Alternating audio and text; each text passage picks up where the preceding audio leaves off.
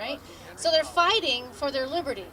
And the British capture them, stick them in the belly of the ship, and bomb the heck out of Fort McHenry all night long.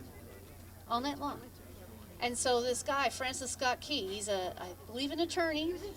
He was an attorney, gets on a little dinghy, and he's rowing his boat out there to go and see them to try and negotiate their release in the morning. After they've been bombing all night long.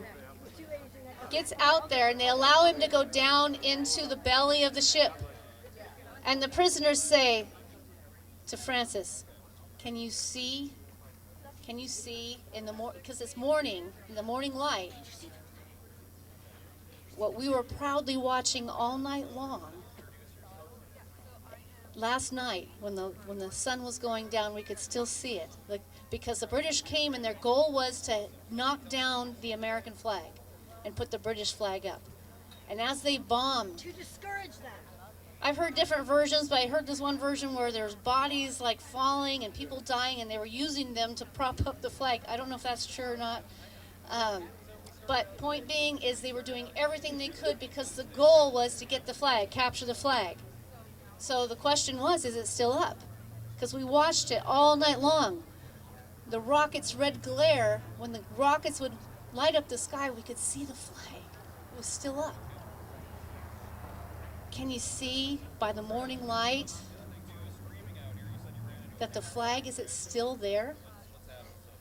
Over the land of the free and the home of the brave. So, thank you. On Monday night and Tuesday morning, I was a wreck Tuesday morning. I was a wreck. I was supposed to be excited about my my own race, but I was a... And all I could think of, is the flag going to still be flying, theoretically, tomorrow morning? And because of you guys, I believe it is. And it will continue. Thank you. You give me hope. It's because of you. You are still here. The parking lot was filled with people, and I know people have to work. But you guys here are the hardcore patriots. I love you. I thank you. We need each other. We have to stick together.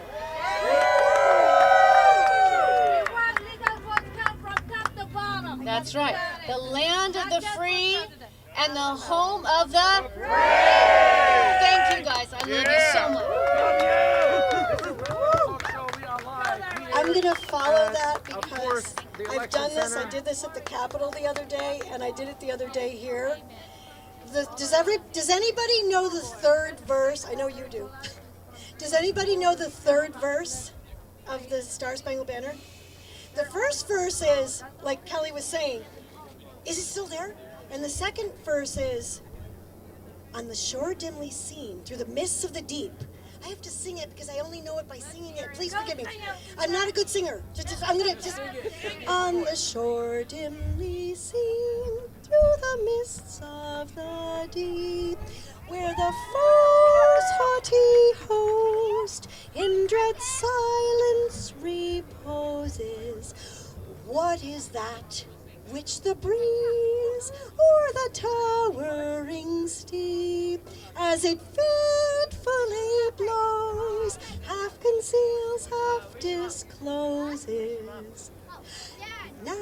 Now it catches the breeze of the morning's first beam, in full glory reflected, now shines on the stream.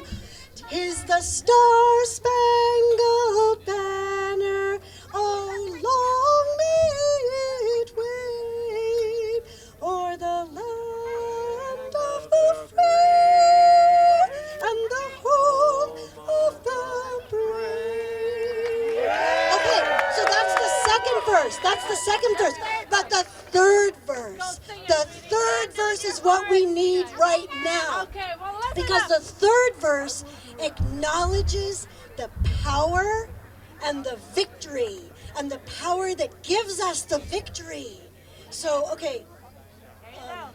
Oh, thus be it ever, when free men shall stand between their loved homes and the war's desolation. Blessed blessed with victory and peace. May the heaven-rescued land praise the power that hath made and preserved us a nation. Then conquer we must, for our cause it is just. And this is our motto, in God we do trust. And the star-spangled banner in triumph does wave o'er the land of the free and the home of the brave.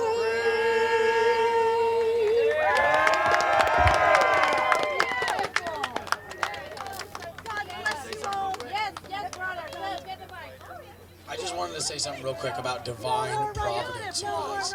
The founders spoke of divine providence, which basically means that we were losing the war for a while, you guys. We were losing the Revolutionary War for a while. And it was really hard on the soldiers. It was really hard on Washington and the founders. The soldiers were not getting very much food. They had not even gotten paid. The soldiers were fighting and sacrificing so much in the winter cold of New England, without air conditioning, mind you, okay? And they weren't getting paid, all right?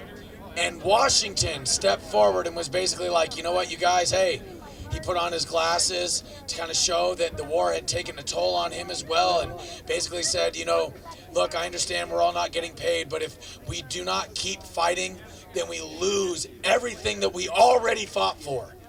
And I'm with you guys, and that helped to boost the morale.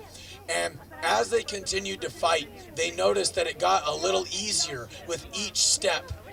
And they noticed that there were quote-unquote coincidences, what we now call synchronicities, that kept popping up and popping up and popping up, and it helped them gain victory after victory after victory. And they called this divine providence because they believed that God wanted the birth of America. So through divine providence, our nation was founded, and through divine providence, it will be reborn.